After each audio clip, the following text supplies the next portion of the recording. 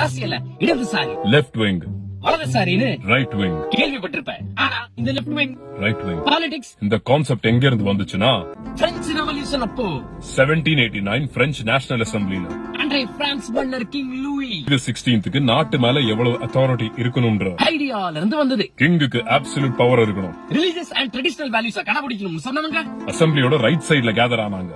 மன்னராவது மயிராவது நீ நொட்டுனதெல்லாம் போதும், இனி மட்டும் நாங்களே நொட்டிக்கிறோம் போட அங்கிட்டு சொன்னவங்க அசம்பிளியோட லெஃப்ட் சைடுல கேதர் ஆனாங்க. பிரெஞ்சு அசம்பிளில இருந்து ஆரம்பிச்சு கொஞ்சம் கொஞ்சமா எல்லா நாடுகளுக்கும் பரவுச்சு. ட்ரெடிஷன்ஸ கடைபிடிக்கிறவங்க ரைட் விங் ஆகவும், முற்போக்கு சிந்தனையோட அதிகாரத்தோட அட்ராசிட்டிகளை தட்டி கேட்கிறவங்க லெஃப்ட் விங் ஐடென்டிஃபை பண்ணப்பட்டாங்க. slowly right wing became politics of class hierarchy and growth. And left became politics of equality and growth. மக்களே நல்லா அப்சர்வ் பண்ணீங்கன்னா growth னு வந்துட்டா கிளாஸ் ஹைரார்கி ஆட்டோமேட்டிக்கலி ஃபார்ம் ஆயிடும். ரைட் விங் மெஜாரிட்டி மக்களோட religious and traditional rights protect பண்ணும். Left wing மைனாரிட்டிஸோட religious and traditional rights protect பண்ணும். Regardless left or right.